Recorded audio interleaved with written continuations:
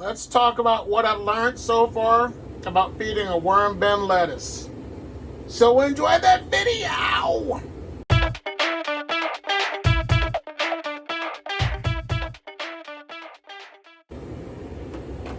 Well, hello.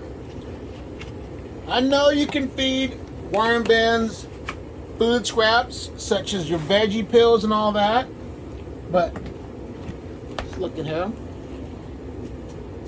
This is my red wigglers.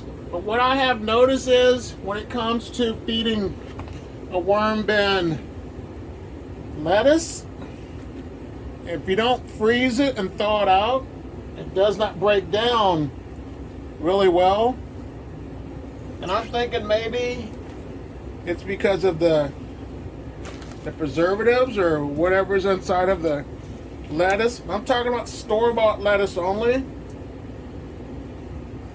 But I know if you raise your own garden, you won't have any problems with having to worry about pesticides or anything inside of your worm bin, because you know exactly what's going in and out of your garden. But if you're going to feed a worm bin food scraps such as the lettuce, the best thing to do is to freeze and thaw. So it's just a tip for you. So this bin looks okay for now. Let me give him a little, I'll give him a little worm chow just to help fatten him up a little bit. Get the glove off.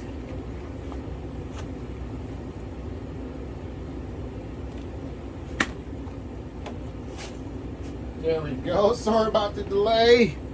She didn't want to come off. Let me just add a little bit of, like I said, the worm chow right here.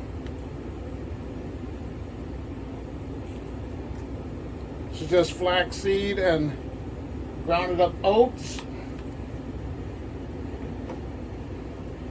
Just going to cover it up with a little bedding and call this one good.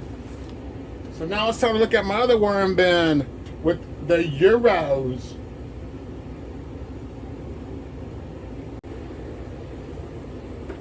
Okay, let's see what's going on, Euros. This bin here, I added new bedding. There's no worms on the lid. I'm gonna just give them some food scraps as of for right now, because I didn't feed them for a couple of days. So let me give them some lettuce and some eggs, or not eggs, some banana peels. So as you can see, the lettuce it will break down a lot easier with the cell walls allowing the worms to get in there because it's broken down easier for them. So some banana peels. I'm not going to give them grit because I added some before previously. But I would throw some worm chow in here as well to give them a little extra fattening up food.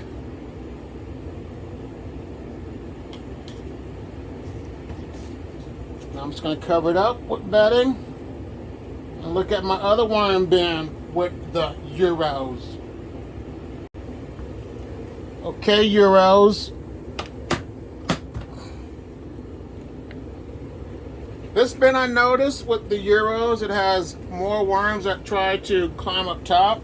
And I'm thinking the reason being is because I have this bin on the top shelf, and maybe the heat is causing them to migrate up to the top. So what are your thoughts when it comes to your heater working downstairs in your basement? But there's a lot on the lids, which I'll get off in a minute. But they should be happy. But let me give them some food. Maybe that's the problem. So have you noticed when it comes to your worms, do you give them lettuce? And when you do give your worms lettuce, do you freeze and thaw? Or what exactly is your method to take care of your worms.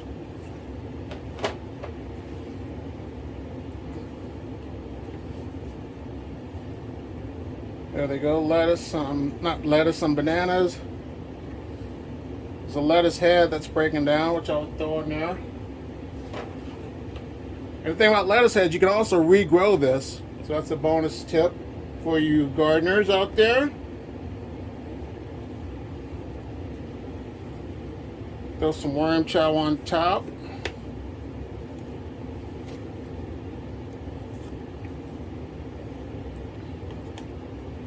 Cover this up. And I will call this one good to go as of for now.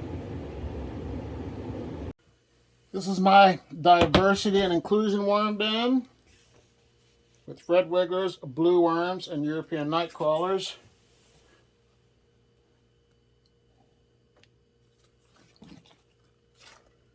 Get my glove on. Sprouts, as you can see, are coming inside of this bin. It's a good thing because that means your castings are healthy. Allows the seeds to sprout, and you can also add these back into the worm bin for some food. So let me see what's going on. Turn it over. Still some bedding in there.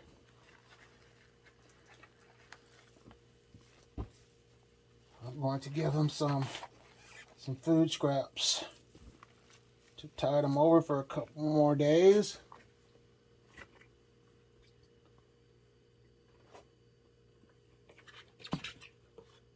Here they go.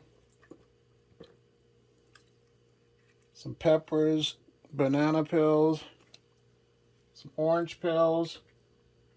Let me give them a little worm chow.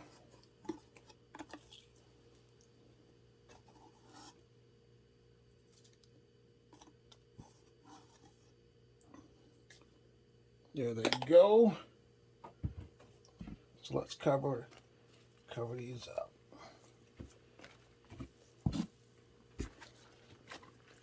Throw this back in there too. And call this one good to go. Now, we're going to talk about my last worm bin with the junk mail. And this is what I don't like about this junk mail worm bin. The junk mail worm bin is what I'm putting a lot of my junk mail into, or all of my junk mail into. I added some shredded white paper.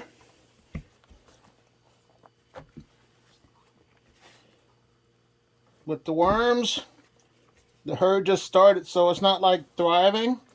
But that's okay, and this worm bin is only going to get, like I said, the junk mail.